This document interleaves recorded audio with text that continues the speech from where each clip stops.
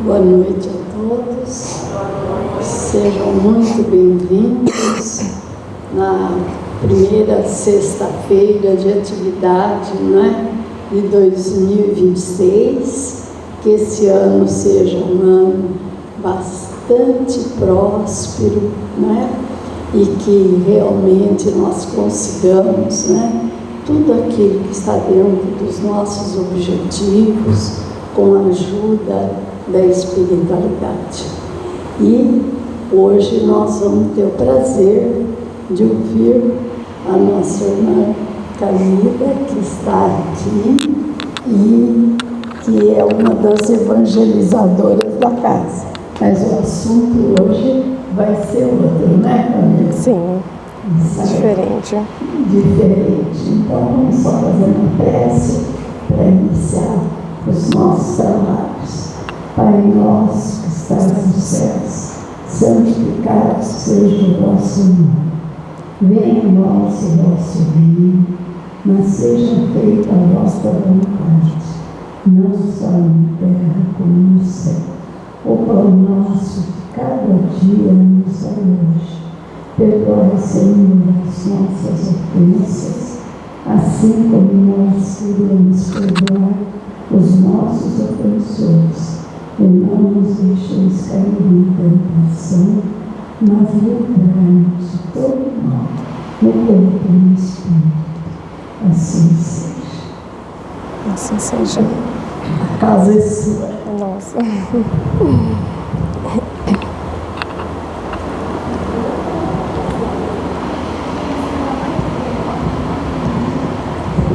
Boa noite a todos.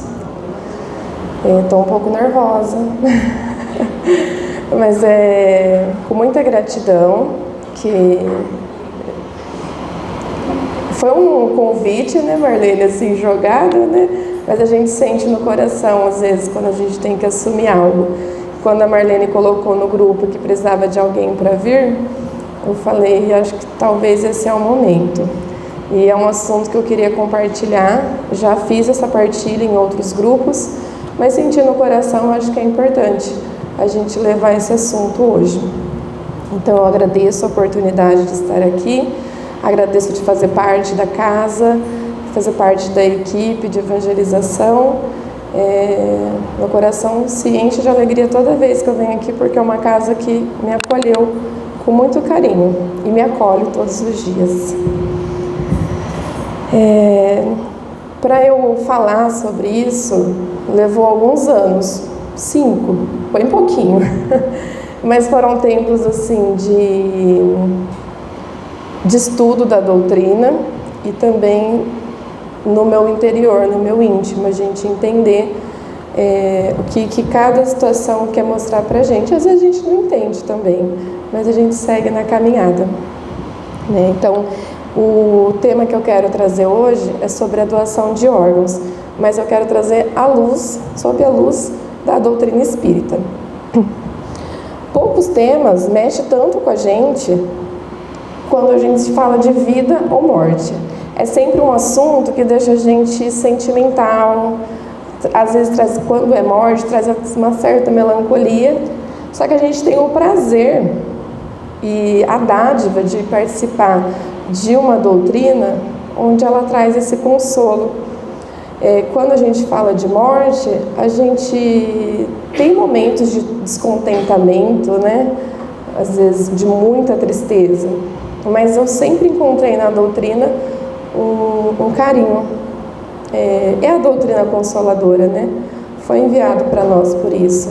E hoje, quando a gente tem os temas, são muito atuais. Mas naquela época de Kardec, há muito tempo atrás, tem assuntos que ele não trouxe na decodificação. Mas a gente tem que buscar essa sabedoria e procurar entender. Então, ainda existe um desconhecimento de vários temas. Há um tempo atrás a gente teve um seminário de temas atuais, Marlene? E assim, são temas que não tem nos livros, antigos, mas a gente precisa sempre buscar conhecimento. Na nossa bibliografia da doutrina, Allan Kardec nunca falou sobre a doação de órgãos, até porque naquele tempo não existia essa questão da medicina, né? Mas ele trouxe outros assuntos. Sobre esses assuntos a gente vai procurar entender dentro da doutrina. O Espiritismo, ele não se limita a responder só as questões daquela época, só as questões que Kardec fez, né? Hoje a gente tem que ir além. A doutrina, o Livro dos Espíritos, o Evangelho, ele vem para nortear o nosso estudo, a nossa prática, a nossa moral. E hoje nós não estamos aqui para julgar a decisão de ninguém, o que você faria, o que você vai fazer, impor condutas, não é isso que eu quero fazer. Mas a doutrina espírita, ela sempre nos convida ao esclarecimento. E é isso que eu quero iniciar agora. O que é a doação de órgãos? A gente tem a doação de órgãos, que é o transplante. Então, nós temos, do ponto de vista da medicina, o que é o transplante? Você tira um órgão de um corpo, onde ele está em bom estado, e você coloca em outro corpo, em outra pessoa. Esse é o transplante. Então, a gente tem duas situações de doação. Tem a doação que é feita em vida, eu até coloquei aqui para eu não esquecer. Em vida, você pode doar os rins, parte do fígado, a medula óssea, e você só pode doar para seus familiares até 4º grau. A gente não pode doar para amigo, não pode fazer doação escondido, esqueci a palavra agora, desculpa. A gente só pode doar para familiar, também não, até 4º grau. No ponto de vista da medicina, ele vem como uma forma de sobrevida, de esperança para um paciente que está com um órgão debilitado. Muitas pessoas, às vezes, de rim, por exemplo, algumas pessoas só podem ficar no hospital esperando o transplante de coração. A gente tem várias situações. Então, a medicina busca um outro órgão, um outro tecido saudável para repor o que está doente. Para quem vai doar em vida, a medicina também avalia cuidadosamente todos os riscos, como que vai ser a qualidade de vida de quem está doando, se é compatível, qual é a segurança. E também tem a doação pós-morte. E é dessa assim que eu quero bater aqui nessa tecla com vocês hoje. Essa prática, ela gera muitas dúvidas. Como que acontece a doação? A doação, ela só é feita após o diagnóstico de morte encefálica, morte cerebral. Então, só quando o cérebro não tem mais funções. Aí tem toda uma equipe médica, são vários critérios, que passa por 3 médicos, faz uns exames, aí é decretada a morte encefálica. Os médicos têm uma equipe que vai lá e conversa com os familiares. Ele, de uma forma bem resumida, né? Aconteceu, morte encefálica, não tem mais atividade cerebral. E o que gera muita confusão? O coração dessa pessoa ainda bate. Ela está viva por aparelhos. Então a família acha que às vezes é um disparate, né? Nossa, mas meu marido está vivo, minha esposa, meu filho. Você quer desligar os equipamentos? Então a gente tem que buscar essa sabedoria também de entender o que é essa morte encefálica. Não existe mais atividade cerebral. E os órgãos só podem ser retirados ainda com o corpo ligado nos equipamentos. Então tem todo um critério. E a doação, ela só é feita mediante autorização da família. Então, nunca devemos pensar que vão abrir um corpo de um ente querido nosso e pegar os órgãos. Isso é lei. Então, do ponto de vista da medicina, a gente já entende que é tirar um órgão de uma pessoa e colocar em outro para garantir que ela tenha mais qualidade de vida. E tem o ponto de vista de quem está esperando um transplante. Quando a gente olha além dos dados médicos, de toda essa questão, a gente encontra pessoas que estão esperando ter uma qualidade de vida, esperando, às vezes, sair de uma UTI, sair do hospital. São famílias que vêm entre a esperança e o medo, a angústia. Para quem aguarda um transplante, um órgão, um tecido, é a esperança de continuar vivendo. E é a esperança de ver os filhos crescendo, de retomar seus sonhos, retomar a vida. E como é bom viver, né? Como é bom a gente poder desfrutar da vida. E tem gente esperando essa oportunidade. A doação, ela não é estatística, a gente pode falar que tem muitos números aqui, porque quem está lá esperando, para ela não é só um procedimento médico, é a vida querendo acontecer, é a vida passando e a possibilidade de continuar existindo, de continuar vivendo. Mas a esperança, né? Sempre a esperança. Uma pessoa que doa, pós o desencarne, ela permite que outra vida recomece. Ela pode permitir que outras pessoas vivam. Um único doador, ele pode se beneficiar até 8 pessoas. Uma pessoa, depois de a família autorizar a doação, 8 pessoas são ajudadas. Elas voltam a viver. Aí, o que importa, eu até coloquei aqui, o que importa aqui é compreender que a doação multiplica a vida. Eu não queria esquecer isso, porque ela transforma uma perda em possibilidade para muitos. E existe um outro ponto de vista, e eu acho esse ponto de vista bem delicado, que é o da família que precisa autorizar essa doação. A medicina fala que precisa dos doadores, a gente às vezes tem a pessoa que está esperando, mas é a família que perdeu. É o que eu falei, quando a gente só fala sobre morte, sobre uma perda, a gente tem o descontentamento, né? A gente tem a tristeza. E a família tem que tomar uma decisão. E essa decisão, ela é num momento extremamente delicado, de dor profunda, de choque, de uma despedida inesperada. A pessoa às vezes nem imagina que aquilo vai acontecer e está acontecendo na vida dela. A família está vivendo o luto, ela está no pior momento que ela poderia imaginar e ao mesmo tempo ela precisa tomar uma decisão. E é uma decisão rápida, difícil e emocionalmente pesada. Muitas vezes, o que impede a autorização da família não é a falta de empatia, falta de amor.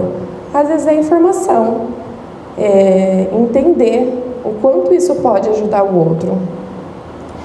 Quando a gente diz não à doação, aqui no Centro Espírita vamos falar, não é falta de caridade. Eu digo isso através de experiências pessoais. Eu participei de vários grupos de luto e quando eu já conversei com pessoas e as pessoas falam assim, eu não autorizei de forma alguma, mexer na minha filha, estragar o corpo do meu marido, eu ouvi várias coisas assim. Não autorizaram e eu falo que nessas pessoas não são pessoas más, não são pessoas ruins, elas só estavam debilitadas emocionalmente.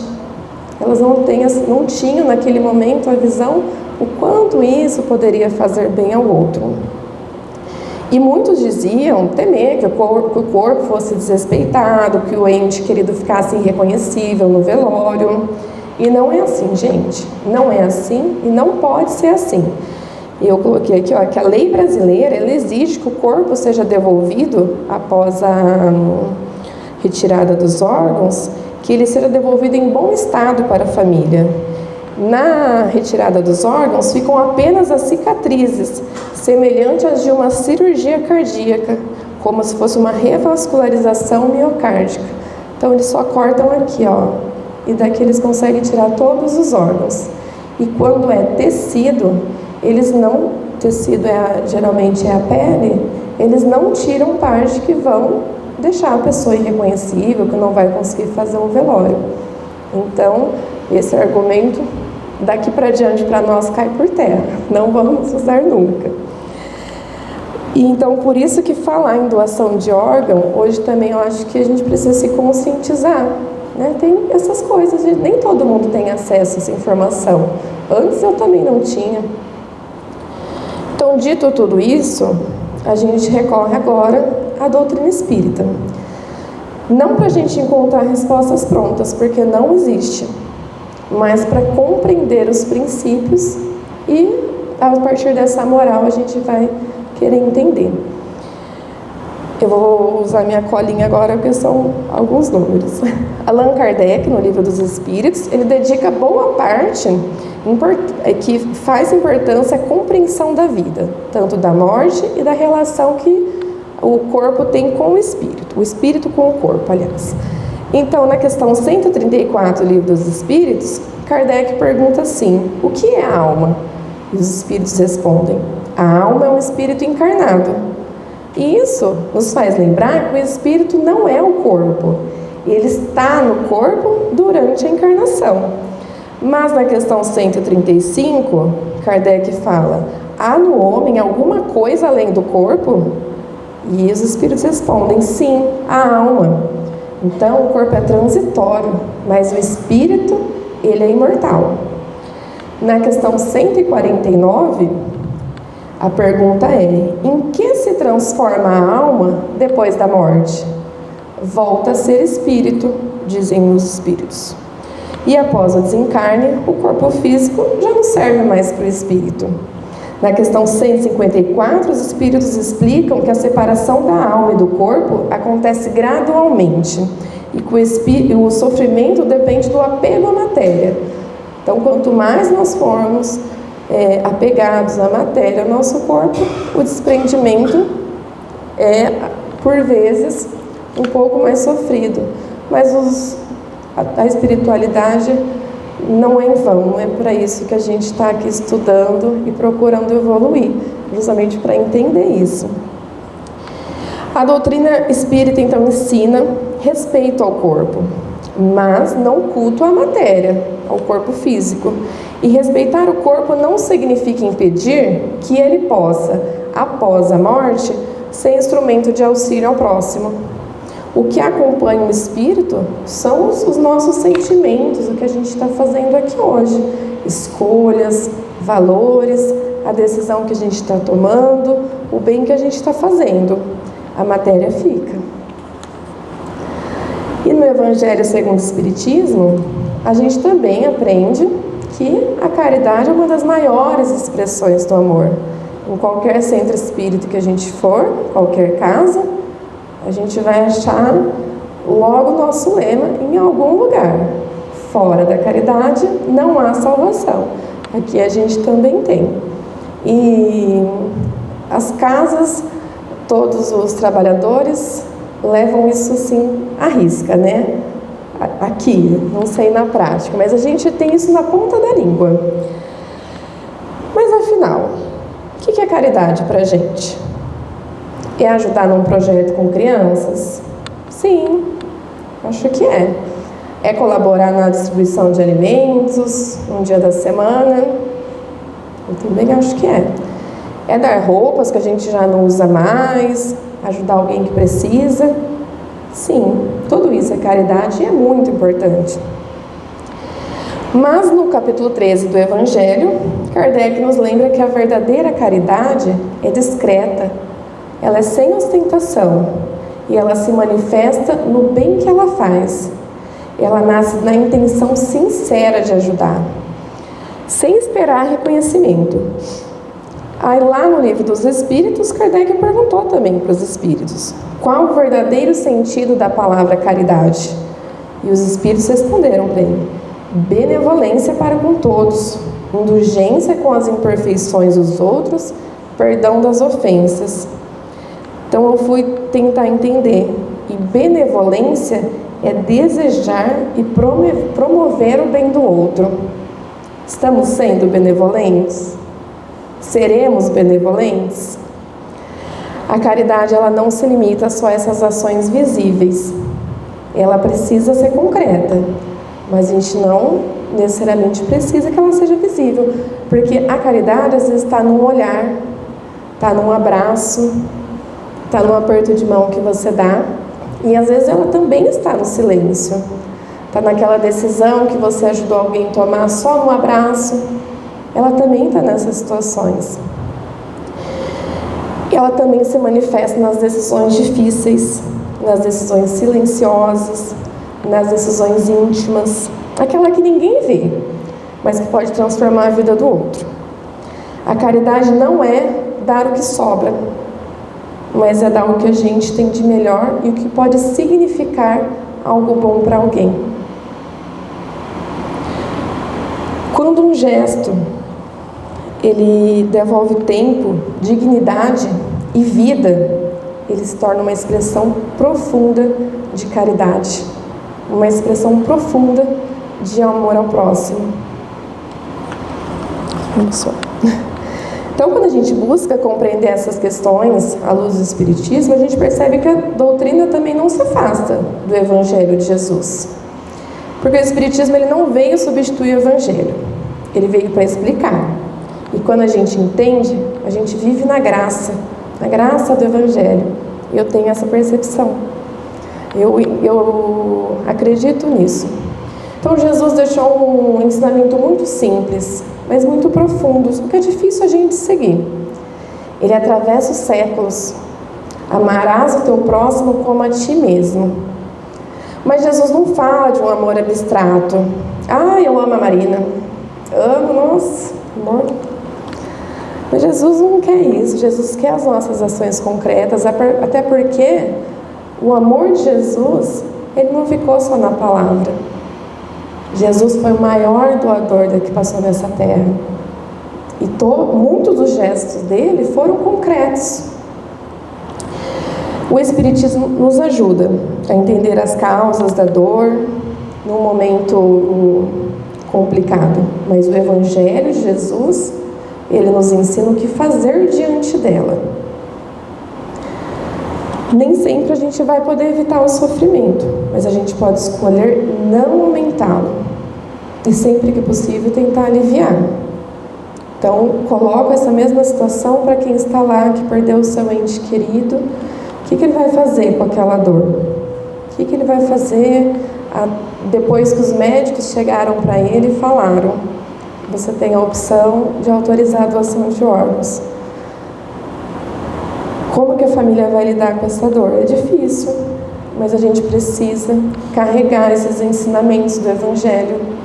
E eu acho que a gente sempre deve se perguntar o que Jesus faria, porque Jesus é o exemplo de humanidade aqui na Terra. O que Jesus faria?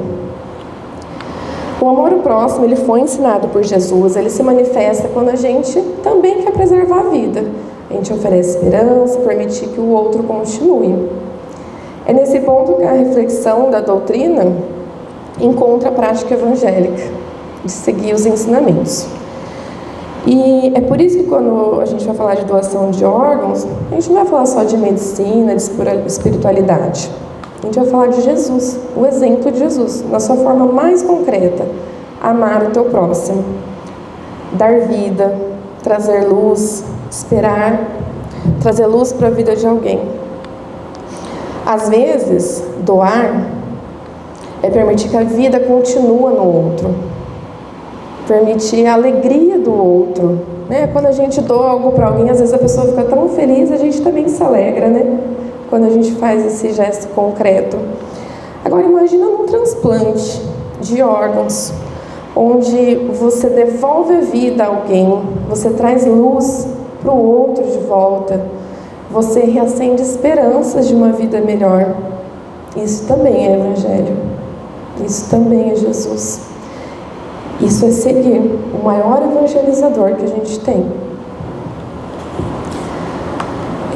Muito de nós, a gente acredita na continuação da vida. Mas será que a gente age de fato, acreditando mesmo, com essa certeza que a vida continua, do corpo, do espírito? Ou muitos de nós só fala isso, mas encara a morte biológica, a morte do corpo físico como uma tragédia? A gente precisa repensar nisso. E na questão 799, os espíritos afirmam que o espiritismo contribui para o progresso quando a gente destrui o materialismo. E quando a gente entende que a solidariedade deve nos unir como irmãos. Está na questão 799.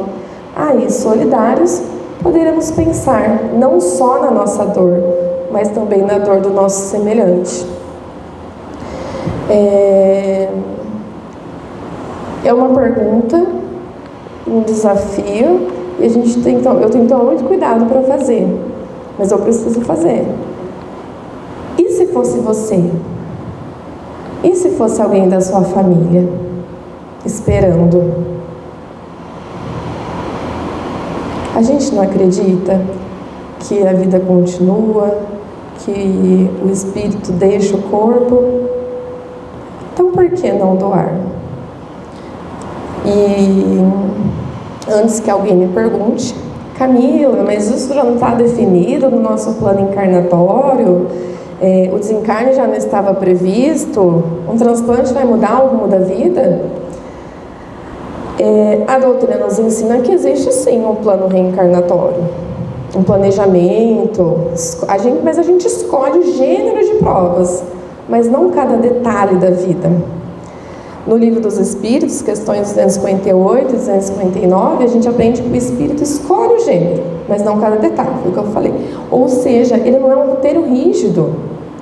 Nem tudo vai acontecer da mesma forma, sem possibilidade de mudanças.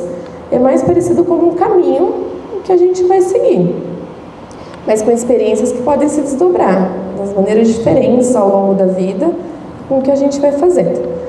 Além disso, a doutrina também afirma, de forma clara, que o homem tem a liberdade de pensar e agir, livre-arbítrio.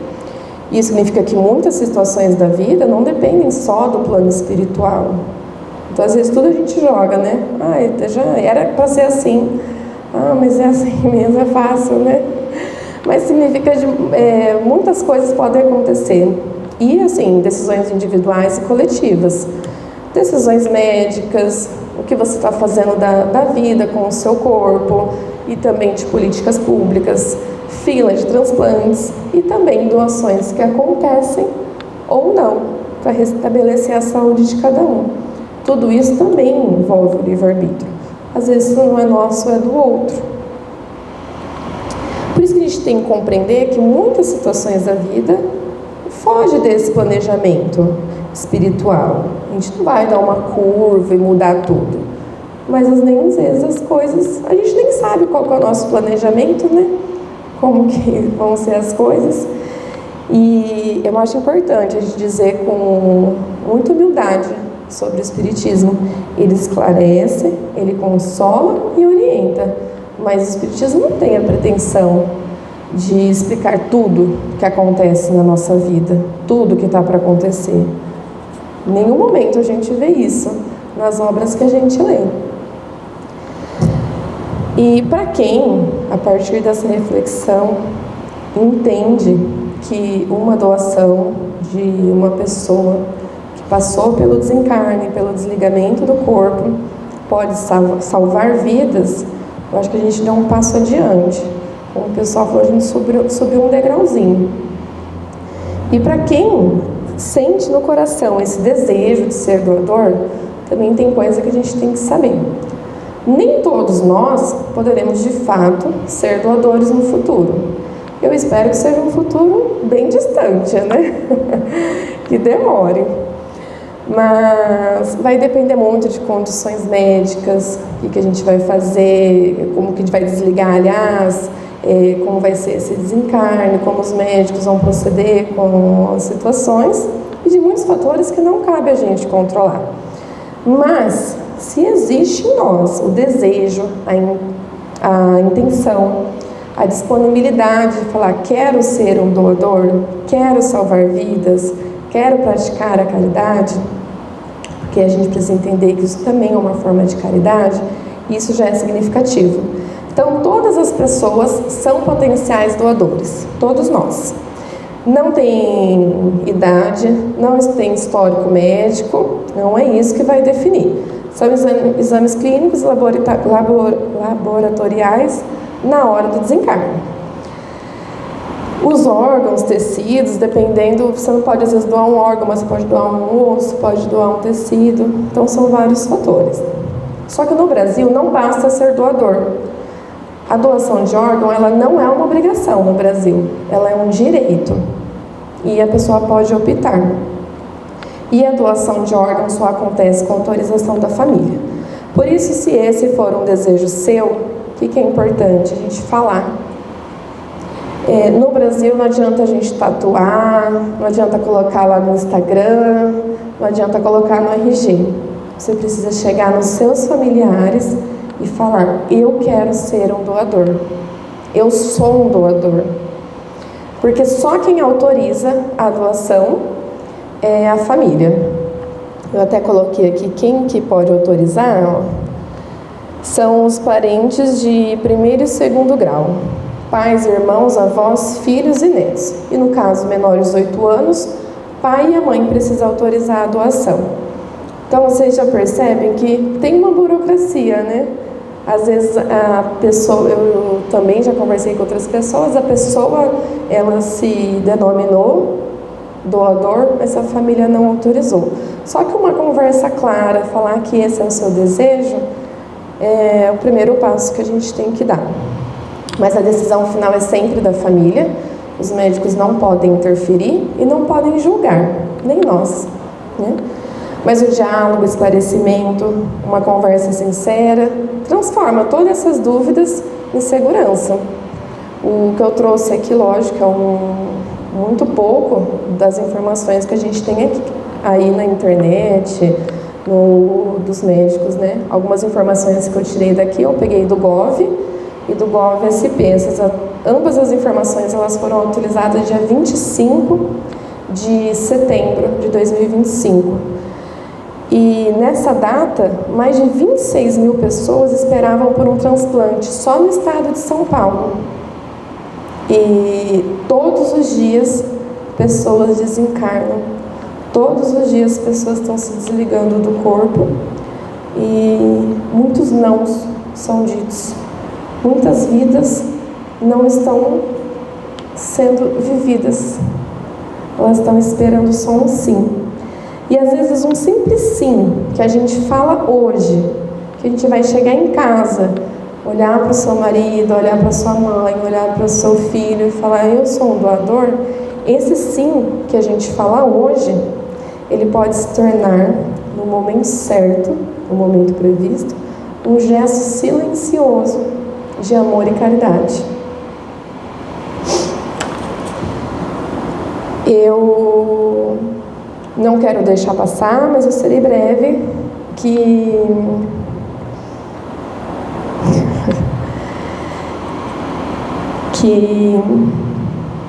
são gestos simples que podem preservar a vida. Antes de eu falar o que eu queria falar, eu vou falar também da doação de sangue, que é um procedimento muito simples. Enquanto a doação de órgãos ela é bem burocrática, a gente tem a doação de sangue. Uma pessoa que doa uma bolsinha de sangue, ela pode salvar até 4 vidas. A gente está prestes a entrar no carnaval e os bancos de sangue nessa época, eles ficam extremamente defasados. E não é todo mundo que pode doar, a gente sabe disso, né? Tem os critérios também, mas é uma coisa mais fácil de se fazer. E também aproveito para falar da doação de medula óssea, que também é bem difícil. Mas, se você estiver cadastrado, você pode ser a esperança na vida de alguém. E tudo isso a gente faz lá no banco de sangue do Hemonúcleo, lá no hospital de base. Tanto a doação de sangue quanto o cadastro para medula óssea. E antes de encerrar aqui, eu queria compartilhar algo pessoal com vocês. Não é para expor a minha dor, me fazer de vítima, nada disso, mas é para vocês entenderem da onde vem a minha motivação para falar sobre isso. Esse tema ele não chegou até mim só porque eu queria estudar ou para fazer uma reflexão da doutrina, confesso. Eu tive uma filha, ela aguardava um transplante de coração, mas o coração não chegou. Eu digo isso não para sensibilizar, nem para criar comoção, não, até escrevi aqui, mas para afirmar que tudo que foi dito hoje nasce do respeito profundo pela dor de quem espera e de quem decide. A história dela poderia ser diferente? Poderia, mas eu também tenho entendimento que foi aquele momento, que foi aquilo que ela precisava viver e vou carregar isso como uma missão. Desculpa. Essa vivência, eu passei um ano com ela no hospital, mas ela me ensinou que por trás de cada nome, cada fila, cada situação, existe uma história, existe uma família, existe uma esperança. Sejamos a esperança na vida de alguém, que uma família, que uma pessoa pode ter certeza que alguém vai dizer um sim. Eu vivi a esperança, eu conheci a dor, só que hoje eu escolhi o esclarecimento. Eu entendo, eu tenho assim, o entendimento hoje, mas é que eu me emocionei, vocês me desculpem. É por isso que hoje eu falo sobre conscientização. Às vezes, é uma frase que eu escrevi e eu falo para as pessoas, então eu vou encerrar com ela. Às vezes, o último gesto do corpo na terra pode ser o primeiro gesto de amor na vida espiritual. O corpo silencia, mas o amor continua falando. Digamos sim para a vida. Seja um doador de sangue, seja um doador de medula óssea, seja um doador de órgãos. Obrigada a todos.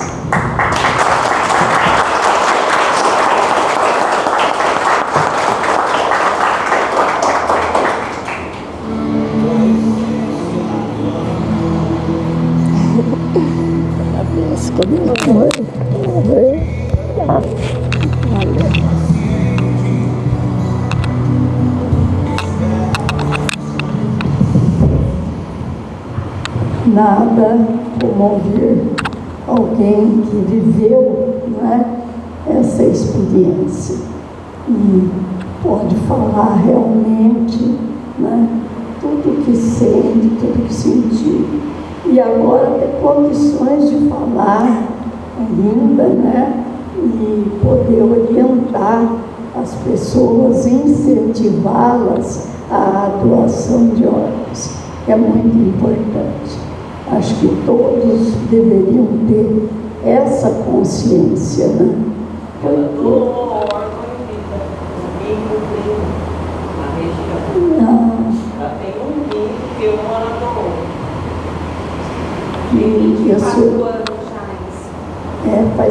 eu lembro, você fez o tratamento aqui em Botucatu, Então, e ele continua, se tratou? Ricardo desencarnou, mas não em consequência do rim. Consequência de uma depressão. Mas o rim trabalhou perfeitamente todo o tempo do transplante. Isso é muito importante. Quer dizer, você doou, você deu oportunidade, para que ele continuasse, a sua vida. Então, eu acho que isso é uma prova muito grande de amor ao próximo. É um gesto concreto, Porque falar, a gente fala, pode falar. Agora, chega na hora H, você é capaz, de realmente, doar uma parte sua para outra pessoa, Então, isso que é importante. E também que a gente tenha essa consciência, né? Deixar já os familiares avisados que nós não gostaríamos que doasse os órgãos, desde que, né, teria condição. Acho que deixar isso já marcado já facilita muito a decisão dos familiares, né? Na hora que a pessoa for desencarnar. Então, muito obrigada, viu? Obrigada pela oportunidade. Que você nos deu, pelo estudo, por tudo, tá? E agora, então, nós vamos passar para os passes lá na outra sala. Que todos tenham uma boa noite e um feliz dia da manhã. Assim seja.